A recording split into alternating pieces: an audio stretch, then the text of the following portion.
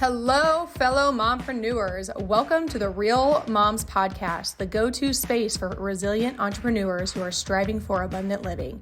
I'm your host, Shay Spitz, a mompreneur and a realtor here in Columbus, Nebraska. Are you a mom juggling the hustle of entrepreneurship, family life, and personal growth? Well, you're in the right place. On this podcast, we dive deep into the real, unfiltered stories of incredible women who are navigating the journey of mompreneurship. We'll celebrate the victories, share practical insights, and acknowledge that it's okay to face challenges along the way. Success isn't about the destination. It's about the journey and the growth we experience as we balance our careers and the chaos of family life. Whether you're a seasoned mompreneur or just starting on this exciting path, join me and our amazing guests as we explore what it truly means to be a resilient entrepreneur striving for abundant living. Get ready for real, raw, and remarkable conversations that will inspire and uplift you. Because here at the Real Moms Podcast, we believe in the power of community, authenticity, and the strength that comes from embracing the journey together. So grab your coffee, find a cozy spot, and let's dive into the world of mompreneurship. This is the Real Moms Podcast, where we celebrate the hustle, honor the struggle, and thrive as resilient entrepreneurs living abundantly.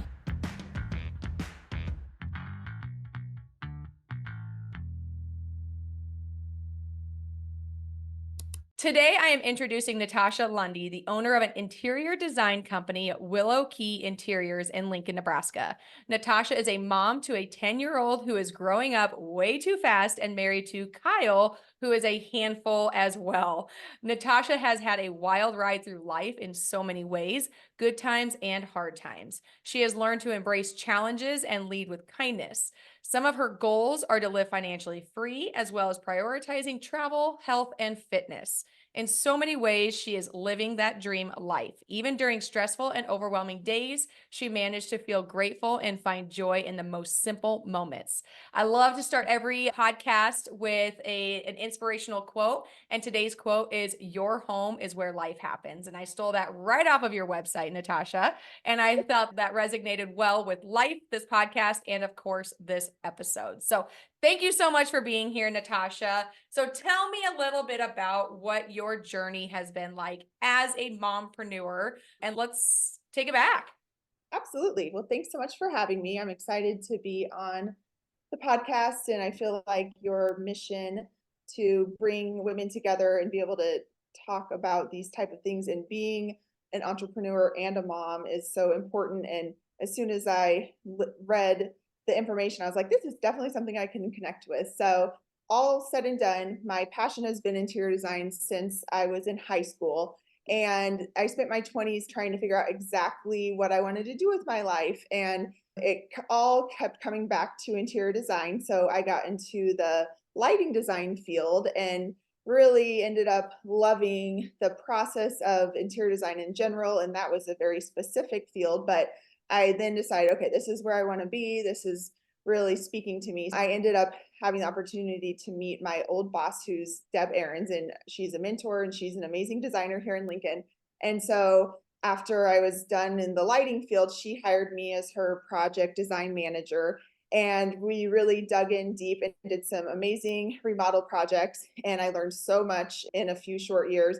And we would travel to all sorts of Western Nebraska communities, I mean, even in the Columbus area, and did some really cool remodels. And so I just was totally loving my position and also feeling like maybe it would be time for me to think of the next step so I could be running my own projects like in its own entity.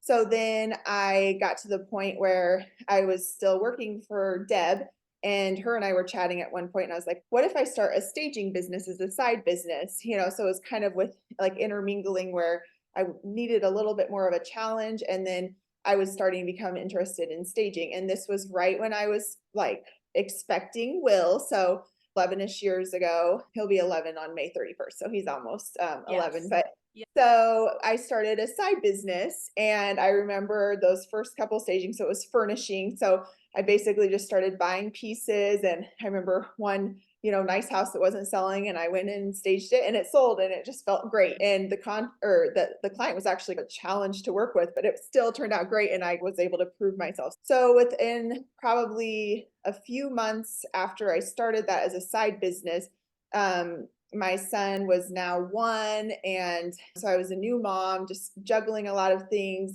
But the side business was like, okay, like I specifically remember that I was making an extra about $400 a month after all said and done. And so it's kind of mind boggling to think about this, but I had been married for 7 years, and then I had this realization that I needed to no longer be married, which is a crazy, sad realization, especially when you have a 16-month-old, but talk about life changing. And so we put that into motion, and I staged my house. It was adorable. It was a cute little house near East Campus. Sold it right away. Will and I moved into a really nice, cute apartment over way south by my sister's family. And that was just a huge, crazy turn of events for me. And all of a sudden, I was looking at a fully new chapter of my life. And so it didn't take long for me to decide that if I wanted to be the type of mom that could have a flexibility that I want, although Deb was an amazingly flexible boss, because I found out, the minute I started that I was pregnant. So she had been super flexible, but I just realized, okay, I think I'm going to start focusing on how to take this jump into being a full-time business owner. So by the time Will was 2, just a brand new 2, I had given Deb a few months notice and told her I'm going to try this on my own. And I had like plan B, C, and D even probably if it wasn't going to work, but I was just hoping for the best. And I had my staging clients starting to ask me if I could do interior design. So I was like, okay, I'm just going to roll with this. Let's see. It would have been right around 10 years ago.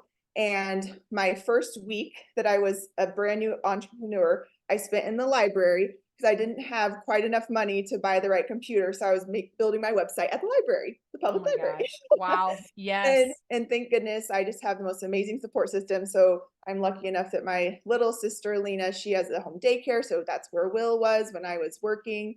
And then I also joined BNI, a business networking group. And so I remember those first few like meetings, I was just like, hi, I'm an interior designer, like just learning how to present myself, even kind of learning how I wanted the business to be set up just through talking about it with people and practicing, like this is what we do. So what we do is we offer interior design services to mostly residential clients. And so we do new construction, remodel design, and then we also do furnishings and window treatments. So we can take any house, and if you want, we can do from the very specifics of picking your trim, your paint, and of course, your tile, cabinets, all the things, and then all the way to furnishing and window treatments if you want that full finished effect.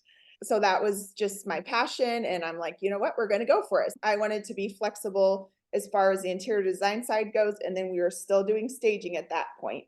A few years down the line, I'll get to that, where we decided to no longer focus on staging. But back then we were doing it all and then some. And so I wanted to be super flexible and be able to work on a variety of project sizes. So both large and small. And then I also wanted to be able to be approachable. Like I am maybe not exactly who you would consider as an interior designer, like personality, where there's like some that are very fancy. And then sometimes there's almost a stigma that like, oh, I don't know if I would feel comfortable working with an interior designer. And I wanted anyone to be able to feel comfortable to call me and have me come over and give ideas and not judge, because everyone's in their own situation with where they are with their home and their space. So I wanted to be super approachable. So that's where we've been. So yeah, at that point, when I was building the business up, I was just wanting to focus on being approachable to people and clients. And maybe if you wouldn't necessarily hire an interior designer, but when you're going to go make improvements on your house, it's an expensive undertaking. So I love that I can be available to people who maybe wouldn't necessarily hire a designer. And so I think I found that niche in Lincoln, that it wasn't very long. It was just a few months after I quit my job. And that was also right when the Lincoln Journal-Star did an article about staging and focused on my business. So I think that helped catapult it a little bit. Cindy Ling Kubik was the one who did the article, and that was just kind of fun. And so that was like the new year, which I think would have been 2016. And then I feel like after that, I didn't have to wonder, gosh, should I maybe just go get a part-time job to be able to pay my bills, after that, I Yes. didn't really look back, and so Yes. that was very lucky. It just took a few months, but I do think that the networking portion really helped me Mhm. even just find my own confidence in being a business owner, Yes. and then catapulted things. And of course, then you do get referrals at all or as well. But for me, it was more just like getting up there every week and being like, my name is Natasha. So I got remarried 2 years ago. There's been a lot of crazy years in between, but it's so interesting to look back at kind of the growth of the business and like the steps that I've taken. And it really, every step I take with the growth of the business, it's how can I handle this on mental sanity side? So it's like, okay, I'm feeling too busy. I'm feeling stressed. What do I need to do? Okay, I'm going to hire someone. And then I ended up hiring Ginger, my older sister, as my office manager many years ago.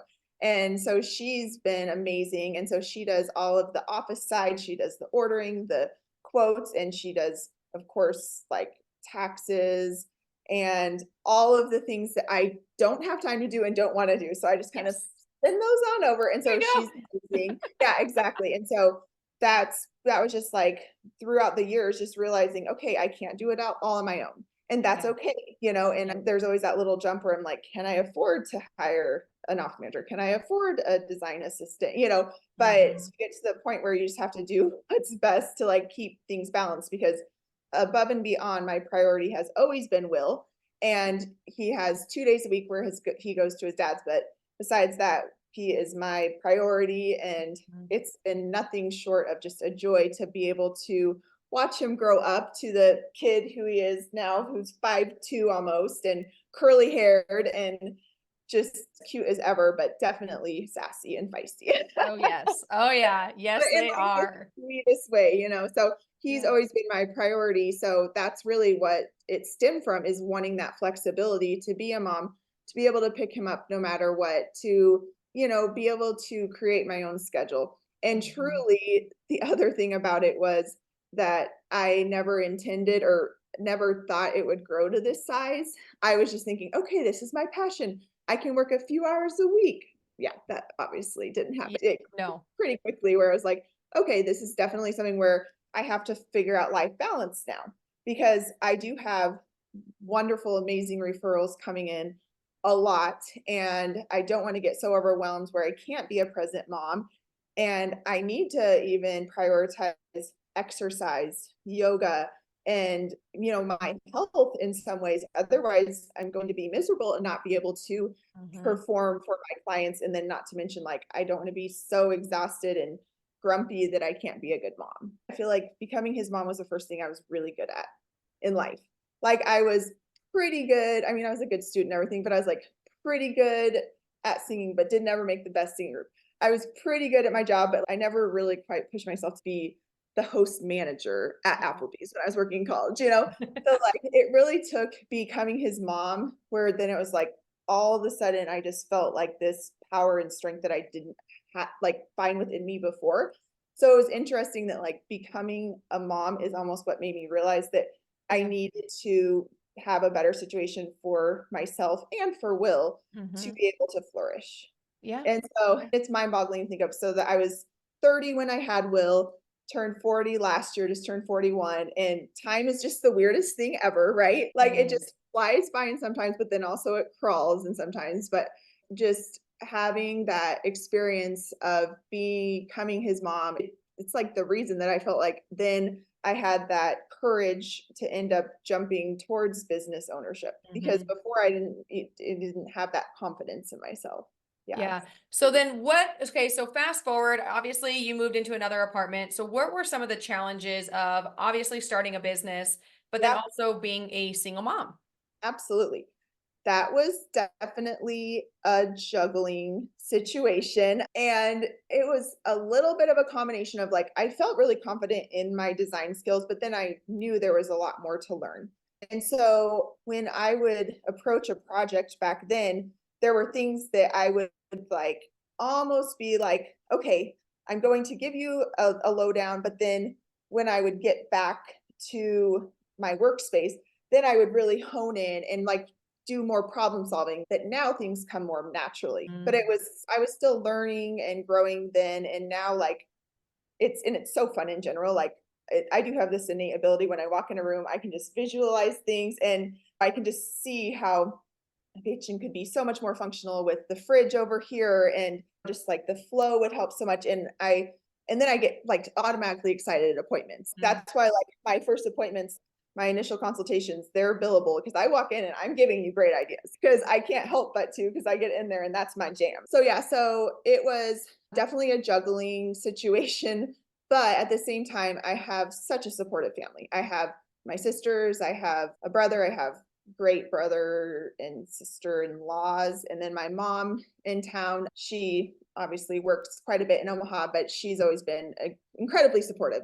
And within a year, the house that we grew up in that my mom still owned, but she was in Omaha living completely full-time then, it became open because my brother graduated from college. So then my son and I moved to the house I grew up in, and that's where we were for a few years. So that worked out great. We had a great house, great neighborhood, and Will could walk to, eventually he ended up walking to school at Zeman for the first couple of years before we ended up moving. But yeah, so that was super lucky. But yeah, I just made it work. I don't think I would have been able to do it without my family support though, because I wouldn't have necessarily had the funds to be like, oh, here's this setup for you. I mean, yes, I could have afforded daycare and such, but it was just one of these things where the family support was incomparable to what would have been the setup without it. So that Mhm. was hugely helpful. And I was just trying to be strong. And then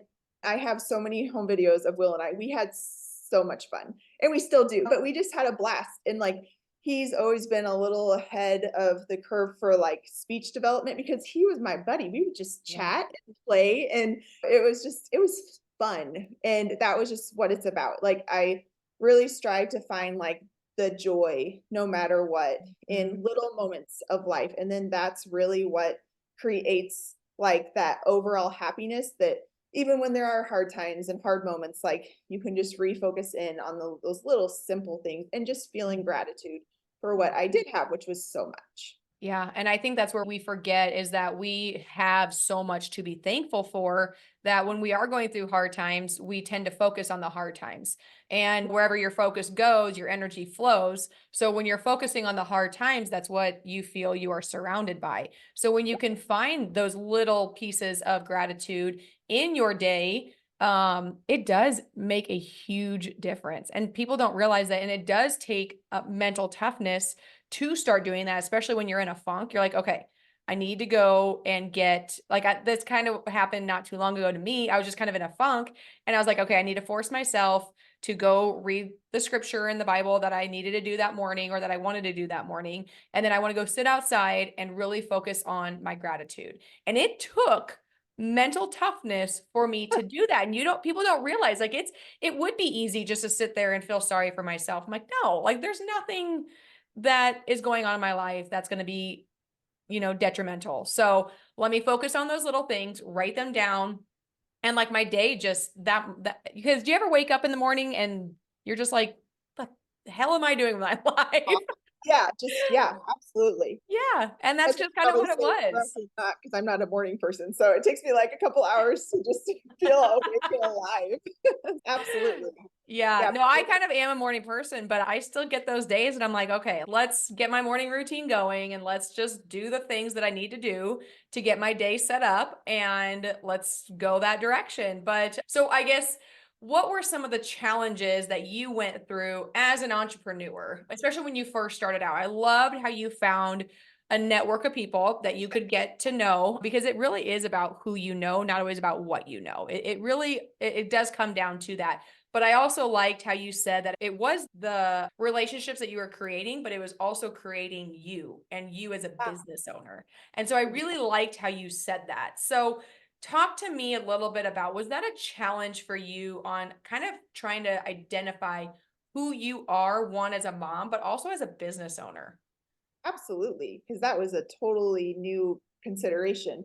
As I mentioned, I'd never really had a leadership role. I'd never been a boss, and that took me a really long time to figure out how to lead and have that dynamic too, where you're hiring people. And I have design students who are my interns and employees that I mentor, and you have to get into that role. But yes, like as a brand new business owner, it was just a lot of navigation, just the side of setting everything up properly, and even tax wise, like I met with a lawyer and a CPA to make sure that I had everything proper, and also that was like kind of in my best interest, because I was initially a sole proprietor and then a few years ago did end up becoming an LLC because it just made sense. Mm-hmm. But yeah, just asking for help was important, and understanding that I don't know it all. It was kind of this, okay, I have a talent, I have some good experience, and I want to help people, and I'm passionate about interior design and helping people like make a space that they love. So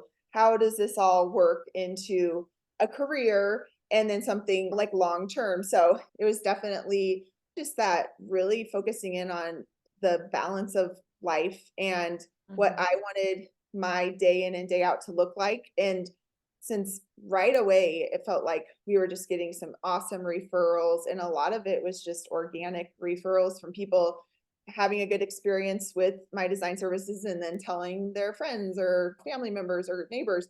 And so I think it was probably one of my biggest struggles, was seriously just like kind of being too busy for my own good.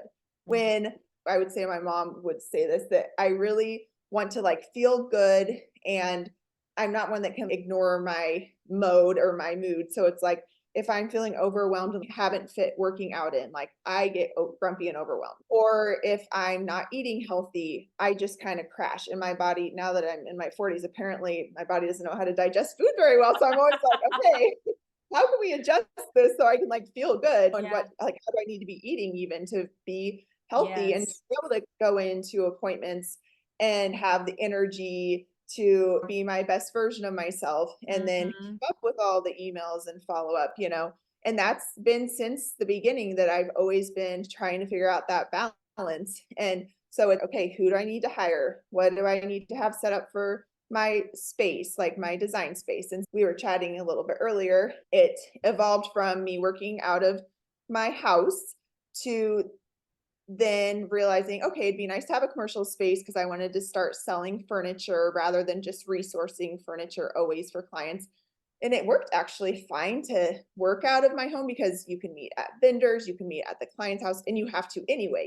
Yep. But I was like, okay, I will start looking at commercial spaces. And this was a few years ago, and I found one in South Lincoln, and I rented it, and it was for a few years, but I was hardly ever there. And I was really only there for furniture appointments. So I never really made it my own. It was a pretty space, but I didn't put like my heart into it. And about 3 years ago, we were on a trip, and I was listening to a podcast, and it was the idea of like, what's one thing that really scares you, but that would improve your life? And it was to purchase a home to have as my studio. Because I always thought that if somebody could walk in and see the scale of furniture in a home, and be able to, and I could play around, I'm looking around because I'm in my studio house, and be able to look around and play around with wall applications and different hardware. And I did the stairwell and stuff. So I had this idea, and then within a couple of months, I had found the perfect house. And so we don't live here, but it's where I meet my clients, and I have samples hidden throughout. But when you walk in, it just looks like a cozy home. But then it also has like a cool enough vibe that it works really well for a studio house. And I never even thought like exactly, okay, what would this look like? But when I saw this on Zillow, like the first time I looked on Zillow, I was like, this is the house. Perfect. And we just made it work. And so that's been like wonderful. And it's been fun to have a place to meet clients. I still definitely meet at client homes and vendors, but it's nice to have this landing spot as well. So that was one like growth thing that throughout the years, just like, okay, what's going to work best for my situation, for clients? And so this is kind of what has evolved, is this really cool, welcoming space.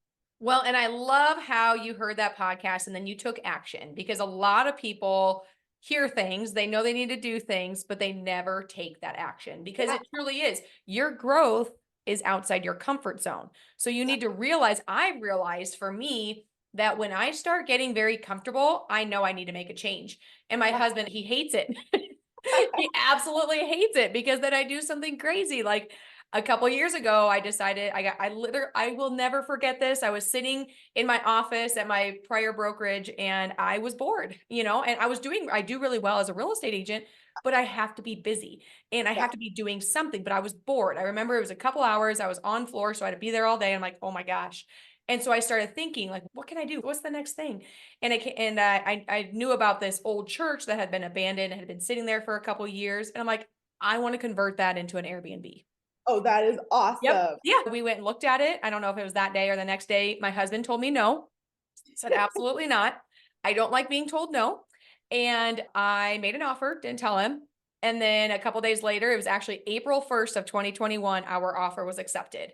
And I said, hey, and our offer was accepted. And that's actually my parents' anniversary. So we were at their house. I said, our offer was accepted. He's like, on what? I said, the church.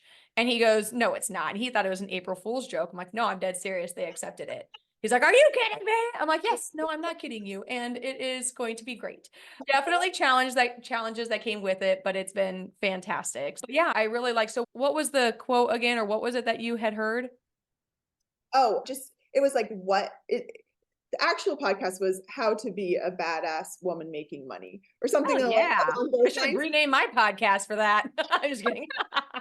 Yeah, so it's a book, and I think it's her second book.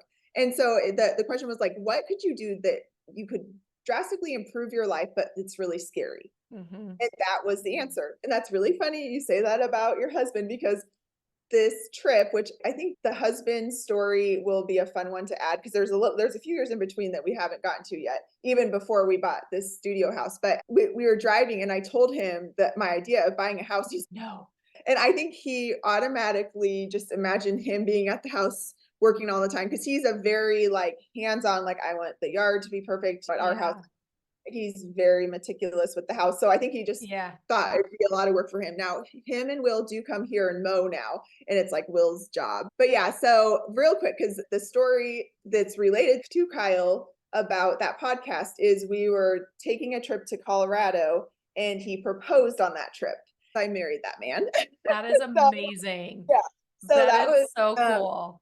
yeah, that was in 2019. And within a few weeks, I was like, this guy's fun. And he brought me a smoothie once to the studio. When I had the commercial studio, I was like, maybe he kind of likes me, but I don't date clients. So I was like, I started calling him the client I have a crush on. And I'm like, maybe I should fire myself so we could like go on a date or something. And so within a few months, we started dating, and all said and done, Will and I ended up moving into his house. So we all live there. It's had a lot of renovations since then. It's definitely completely furnished, and we have a new kitchen, new bathrooms, and all the fun stuff. Now we're starting to work on the exterior a little bit. But yeah, so it's been totally a journey, because a few months after we started dating, COVID hit.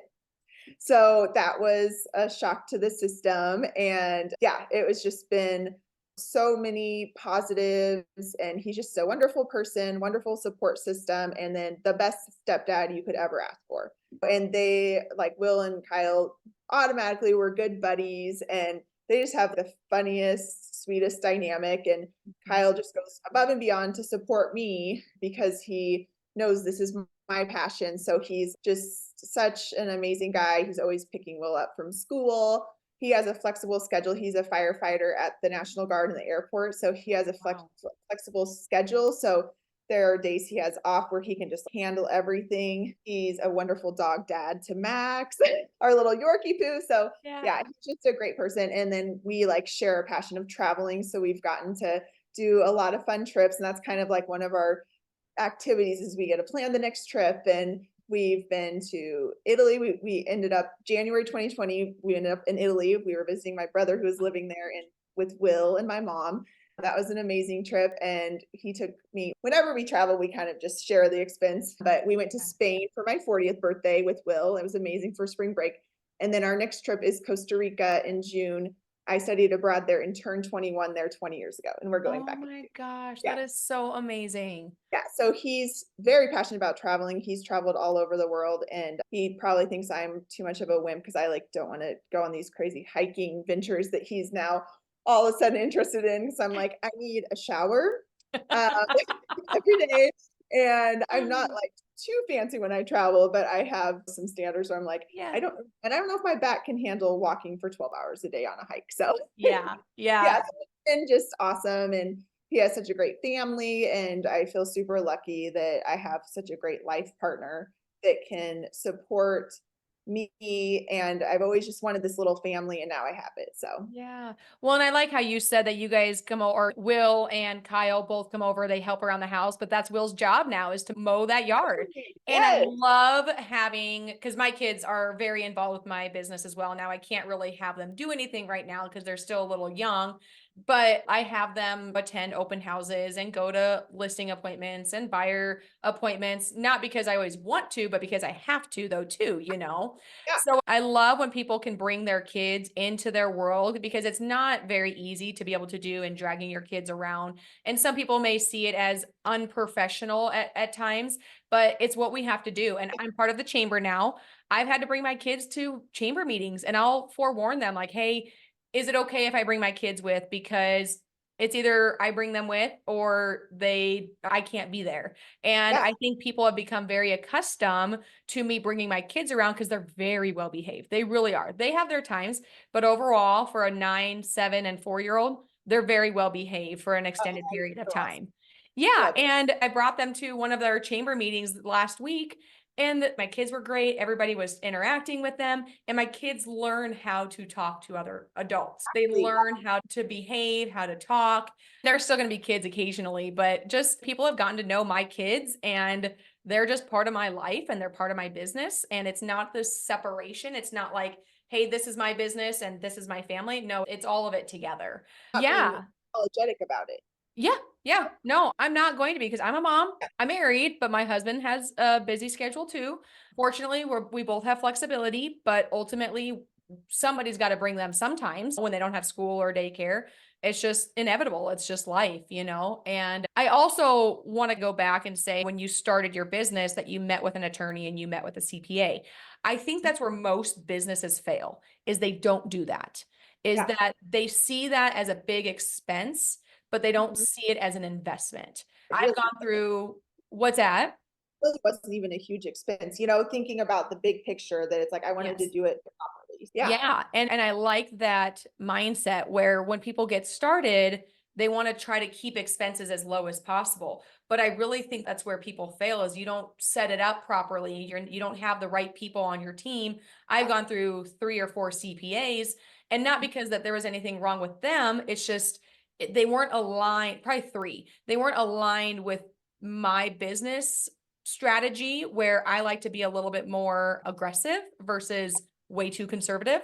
So I Absolutely. needed to find a CPA who was kind of on that fine line, even if it meant I was paying a little bit more. So Yeah. finally, I have found that perfect CPA who puts up with my crazy ideas. Like I sent them an email the other day because I was going through like my tax stuff and I was making a list of all the questions. And a couple of the questions that I asked him is, gosh, literally, they were legit questions. And then at the end, it was like, why would anybody want to be a CPA? By the I don't way, understand. Like, that doesn't make any sense to me, but it was just kind of funny. So, somebody who could put up with my crazy ideas. Oh, the other thing was one, did you know I bought such and such property? Did I tell you that last yeah, year? yeah, I mentioned Because that. I forgot. And I don't know if I did or not. He hasn't responded. But two, did you know that this property also caught fire this year? Because it did. I know I didn't tell him that. And I don't know if there's anything tax wise that I need to let him know. But yeah, so Yeah. one, I bought it last year. Two, it caught fire this year. And then three, why would anybody want to be a CPA? Those were my questions. Dead serious. I'm sure he's like, what the hell, Shay? That also kind of gives a little insight into your life that you're buying properties and then having to experience all sorts of literal fires they're gonna have to put out. Yeah, So literal at 2 o'clock in the morning. Yeah, no, I tend to forget to tell people certain things. So I don't tell my husband when I buy stuff. I don't tell my CPA when I buy stuff. Apparently, I don't tell my CPA when things catch fire. yes, All the things. And then my attorney, he's a lot more conservative than I am. He is my relative, so that does help. But he always says, kiss, Shay, keep it simple, stupid. Kiss. And I tend not to make things simple. I like to make things a little bit complex. But do you ever feel like you're kind of in the battle of you love where you're at, but you're still not satisfied? Like you want more, but then you're like, I don't really have time to do more, but I know there's more. Absolutely.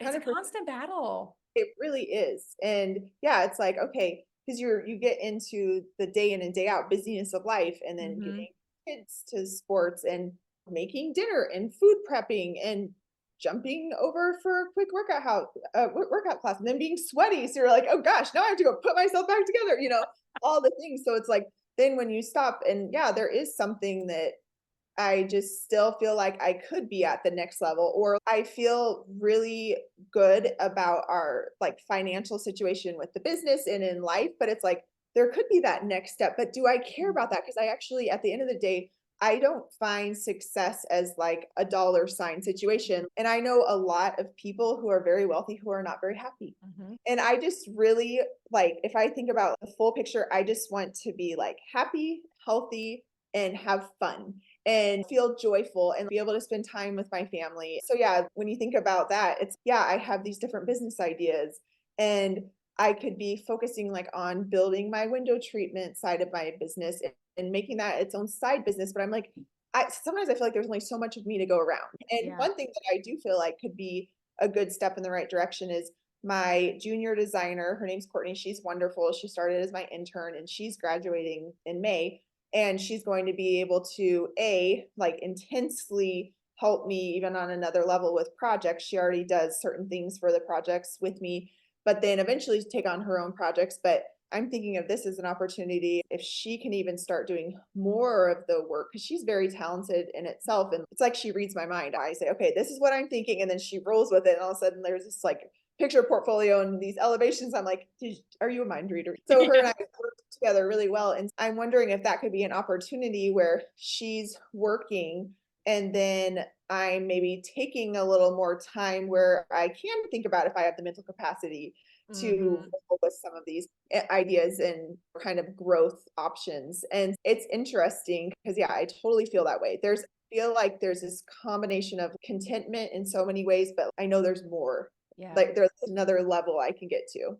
Well, and it's not even like that. More is not always, it's not the money. It is to an extent like there's more, but it's like, what can I do to challenge myself even more to not only be able to give back to others and to be present and to do all these things, but I know I'm meant for more. Like how much more? It becomes a game. It's not, I want all this money because I want to buy all these things. I am not a materialistic person at all. Yeah. Like we went to the Husker volleyball game in Lincoln at the stadium. Yeah. And I'm not joking. So I've been graduated 15 years, but I'm not joking. Like my friends made fun of me because I was wearing the same jean shorts and Husker tank top that I had in college. By the way, Dead that's serious. amazing. That's amazing that you can fit in your college clothes. I'm proud. Like, No, I, but I'm just like, so I am not a material. Yeah, I'm happy that I could fit into it, but I'm not a materialistic person. And my friends are like, Shay, come on, you're doing fine. Like you can go get a new shirt, you can go get new pants. But yeah, I don't care about those things. It's just, I'm always challenging myself. What is the next thing? How can I challenge myself, challenge those around me, help the people around me grow? How can I give back to my church more? How can I give back to my community more? And it's more about that. It's not the monetary and the materialistic things. It's internally, it's just like a desire. Sounds kind of crazy, but yeah, it's like your life's purpose. yes. And like, yeah, exactly. I always try to find little moments where I can give back or Mm. just kind of go that extra mile to make someone feel like they're appreciated as a boss and such. And also just find different companies that I'm passionate about. I always had a volunteer project that I would do where I was either like teaching English to first time, I guess it would be immigrants coming into the US, or filing taxes for lower income families. Like I always had a project, but when I became a mom, I just don't have the time right now. When Will's Yeah. or like later on in his life, like I will have time again, but for now, it's more like donations and certain like things that I can do for fundraising more so than my time, because I Yeah. just am realistic that I genuinely do not have it right now. But I'd love the idea of getting back into that. But yeah, just those little moments of giving back, that makes me feel so good. And that really what it's about. It's so important to have that feeling of a community and Mhm. that you can be a part of it and in any way give back to it. Yeah. And I've always donated to my church, but this last time over Christmas, I finally made a big decision to make a big contribution. And it was a little gut wrenching. My goal is to donate 10% of my income to nonprofit, to my church, things like that. I'm like, okay, if I can't do it when I'm making X amount of money, I will never do it when I'm making X amount. So I have to start now because people always think, oh, I'll do it when I make so much. I'll do it. But then when you start making that, you're like, but now I need it for this, and now I need it for that, and I need it to grow my business. So I made a pretty, in my opinion, I thought it was a large contribution, and maybe Yeah, it's not, I don't know, but to me it was, absolutely. especially at once. And that's what counts. There's a book called The Soul of Money that's so good. And I would highly recommend it because it definitely touches on that. And it's just really eye opening. And in some ways, our culture is way too obsessed with money and Mhm. materialistic items. And it, like, once you get to the point of trying to keep up with the Joneses, you can literally never be satisfied, you Yeah, know? yeah, And so it's like that, like what truly matters, you know? yeah. And I'll let other people buy stuff, and I'll just go enjoy it for free. absolutely. Yeah. Work smarter, not harder. That's what I do. Like all my in-laws, they got like boats in a lake, and I'm like, I'll just go over there, and I don't have to pay for shit. Absolutely, So yes, and also, like, the traveling element, that's, yeah, like, yeah, Kyle and I have a shared passion for that, and that to me is worth, like, the investment is the experience, and Will loves traveling as much as we do, and and it's so memories. fun. Yeah, it's so fun to be able to show him, and, like, way back when I was trying to plan my life out perfectly when I was 19 and 20, I probably was planning on having more like 2 kids, but having the 1 kid, it makes us a little more flexible to be Yeah. able to travel. So that's been something like financially having that ability to travel was always a goal, and it feels good to be at that point where not to mention credit card points are great. Since I pay off my credit cards every month, which with as my business one and then with all my expenses for home, that ends up being a lot of credit card points. So we're lucky in that element where we can usually buy a good set of plane tickets for us three and then still even maybe have some left for hotels for a big trip a year. So Yeah, that's really lucky too that I yeah, have that. But yeah. yeah, like that would be something where it's like, yeah, we're not big car people or boat people, but at the same time, the traveling thing is what is a kind of almost like a value to us, Yeah. and getting those experiences are Mhm. so like important to us. And then we love it that Will loves it too. So Yeah, I'm all about the traveling. I do a lot of traveling for work too, but it's fun to be able to go to, and it's a business expense. Usually the kids aren't going along with that, but yeah, to be able to travel and do different things, and have that flexibility is for us, that's where it's at. It's about the quality time.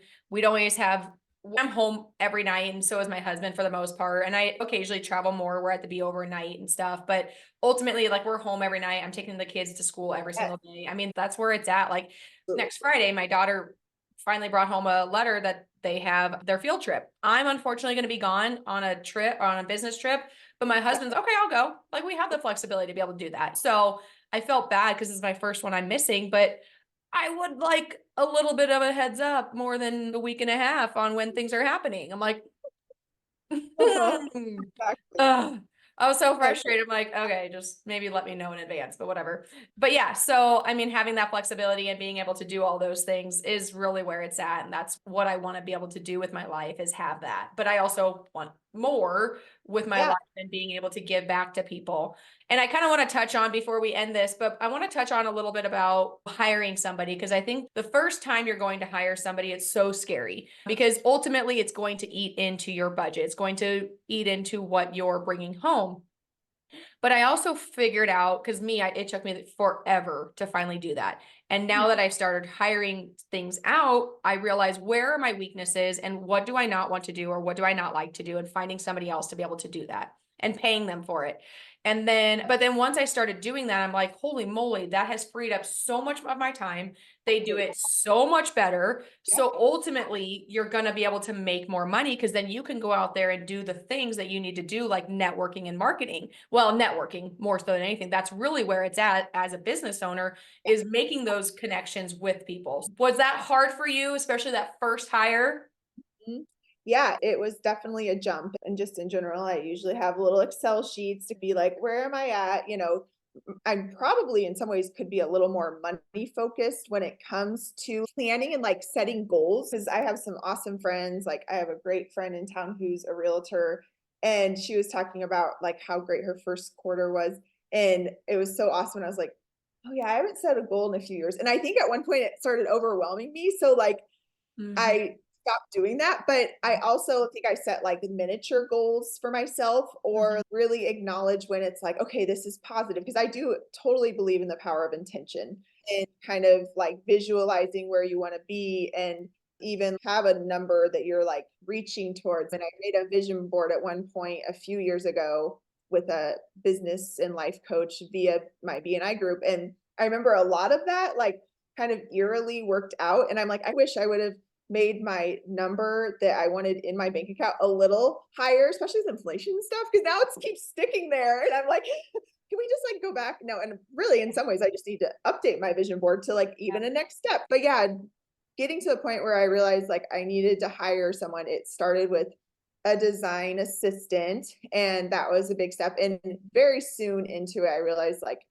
I didn't have the skills or almost like the brain presence to do a whole lot of the business side of things. And I know that there are people who enjoy that, like Ginger, my office manager sister, she actually enjoys that kind of stuff. I know, And isn't it crazy? Like, what the hell? yeah, yeah, she has a banking background and such, and she's just so amazing and really keeps me on track. And she's just a blessing to have on the team. And so, yeah, getting to that point, you just have to do the numbers, but then exactly the way that you said, if you can be delegating and paying someone to do certain things, like really what I do hourly is the most financially beneficial to the company. And Mhm. so if I think what I can make as a designing hourly versus what I would be paying someone as a support staff, then me designing is really where I need to be at in order for the business to be successful and to like to keep growing. Yeah, Because I obviously want to be in the positive at the end of the year and that would have be good. that's always great and like actually be making money. Yeah. Because as you know, like with a business, you get down to the details in your profit and loss, and it's like, okay, this is a real beast. So it's always good. It's okay, we are making a profit, but I need to be designing, I need to be in front of clients. And so that's what I realized. And then also learning my value was so important. If I Mhm. think about like Yeah. where I started and what I was charging, and then it was really hard for me to get to that point where I was like charging enough that in some ways, like the value portion of it was aligned with the value I offer clients. Cause I do want to be reasonably priced and I want anyone to be able to, utilize my design Yeah. services. And at the same time, like I have to be able to keep the business afloat. Mhm. Otherwise, I'm not going to be able to help anyone design. So I've Yep. slowly but surely kind of grown to acknowledging my value. And I have a client who built a lake house who also happens to be my counselor. And I kind of do little touch base check-ins with her every few years or probably every year. Or if something pops up, I'm like, okay, I need a little chat. But like 10 years ago, she was helping me a lot through things. Yeah. And I also wanted to mention that because I don't want it to feel like a stigma to have a mental health professional to No. be able to talk through things. And but anyway, she Mhm. kind of helped me show my value. She's like, you're not charging enough money. And so I so appreciated her as having the experience of working with me and having that situation where she knows more about me than probably most anyone. And just for her to see that I needed to think about what value I provide clients and have Yeah. that match up. And then just really, then I got to the point where I needed to limit and realize I can't take on every single project if I'm getting calls almost daily, not to mention emails about people interested in working with me on a design project. I can't just say, yes, I'll be over tomorrow. Because if I get too overwhelmed, I'm not going to give the type of service I want to give people. So that's been another learning curve is Yeah. now I book out probably about a month, which I would love to be closer to 2 weeks, but it's just I'm too busy and I don't want to commit to something because once I'm in a project, I'm emailing right away the follow-up notes. We're jumping into the design. So I don't want to overwhelm myself where I can't give that really good customer service. Mhm. So Mhm. Yeah, no, I love all of that. And I'll have to send you some AI tools to be able to implement into your business as well. And we're going to be having a call. His name is Phil Stringer. You'll have to check him out. Amazing speaker about AI. We're going to have a call hopefully in May. I reached out to him this morning. This is literally my mind 24/7. I messaged him at 4:30 this morning. He did respond, so it's fine. Okay. But yeah, so it's just, that's where my mind is at. It is constant. Okay, what else can I do? What value can I bring to people? What value can I bring to the real moms on my podcast, real moms in the community, the agents in my office, the agents in our community, the agents with EXP in Nebraska? I'm like, but that's where my mind goes. But yeah, so I know we could definitely talk, honestly, probably for hours Right. more. I really could. I love everything that you're saying. I definitely align with everything that you have to say and all the things that you've done. Where do you see your business going next? If anything, I feel like we'll be able to expand the services to maybe more like Omaha. And so my employee, Courtney, she lives in Auburn actually, kind of thinking of a little bit bigger. And then the other thought would be more e-design options, because now that I'm at the point where I'm so comfortable with floor plans and e-designs becoming more and more popular, then we could help people without being in their space. And there are certain things we can help with that could be just as efficient when it comes to e-design. But I think when I think about my business in general, like I want to keep the path that we're going, but in some ways just continue to work on that life balance and, maybe get to the point where I'm doing a certain amount of set projects and then Courtney's taking on projects and just continuing to work on that balance. And I feel like that even more so than like growth to, oh, I want to be doing more projects, because I just have a really good amount of projects that I'm excited about. But, it'll be fun to see where it goes in the next couple of years. And it's just always a wild ride.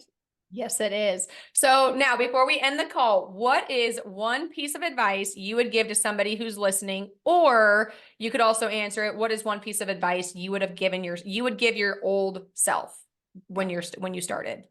I would say the piece of advice is, even if it doesn't end up working exactly how you hoped, just try it, because it doesn't hurt to try and put yourself out there and just go for your dream. Because I would have never expected to be where I'm at, and I still get giddy when I'm like, oh, I have an interior design business. I love that. And that was my passion. That was my dream.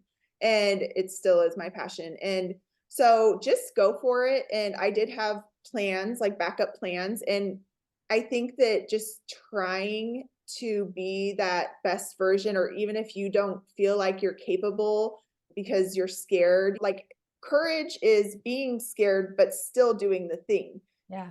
You're scared, that doesn't mean you're not courageous. It's all intermingled, where I didn't realize that. I thought because I was scared, I was weak and I wasn't courageous. No, you just have to jump past being scared, because it's actually very normal. Or you just do it scared. Everybody's scared. Exactly. I'm scared. I get scared on different things all the time. And no, like you just have to do it scared. And one thing that Denzel Washington, he said, he actually says, don't have a plan B if you fall forward, because you just need to get back up. It's not about whether you fail or not. It's failing and getting back up. You fall 7 times, get up 8. And I have face planted it. I just actually made a video of that. I work out every morning. So I get up at 4:15 and I do my morning routines. And because if I don't work out in the morning, it's not going to happen. But the other morning I was doing yoga and I literally fell on my face doing yoga. So that was so I clipped that out and I posted that to my story. And the caption was, fall down 7, get up 8, because you're going to fail. Exactly. Yeah. And you just keep trekking and keep growing and realize it is a journey, but just go for it. Like really at the end of the day, you don't have you don't have anything to lose, because everything would end up being fixable. And just to know that you tried, and then the chances are like you're going to succeed if you just keep at it. And then it's the best feeling, to work through the trials and tribulations and come out and be like, okay, we're doing this. So Yeah. Awesome. Natasha, thank you so much for being here. How can somebody get a hold of you, or do you have a website that they can go to check out what you have going on? yes, so on Instagram, we are Design with Grace. And then I have a website. The easiest way to get to it would be www.ihdne.com. So inspiringhomesdesign.nebraska.com. And so, yeah, I have a lot of project pictures before and afters, which are fun. And we're on Facebook as well. And you can link that via Instagram. Awesome. Awesome. Well, thank you so much, Natasha. And it was a pleasure meeting you. So fun. Thanks. Have a great rest of your day. You too. And that wraps up another inspiring episode of the Real Moms Podcast. A huge thank you to our incredible guests for sharing their story and insights today. If you found value in today's conversation, don't forget to hit that subscribe button so you never miss an episode. And hey, sharing is caring, right? Share this podcast with your fellow mompreneurs, friends, and anyone who you feel could use a dose of inspiration. Share it on your social media as well. But most importantly, if you found this episode helpful, please, please, please leave me a 5-star review. This helps get our information out to those who have never heard or seen us before. Are you feeling inspired and you're sure that you could add some value to the podcast? Shoot me a message and let's talk. We love hearing from you. So connect with us on social media. Tag me at Shay J Spitz. That's ShaeJSpitz. And share your thoughts and takeaways, or even suggest topics you'd like to have us explore more in the future episodes. Remember, you're not alone on this journey. Your resilience is your strength, and your pursuit of abundant living is truly remarkable. As always, keep thriving, keep growing, and keep embracing the beautiful chaos of being a mompreneur. Until next time, take care, stay real, and keep living abundantly.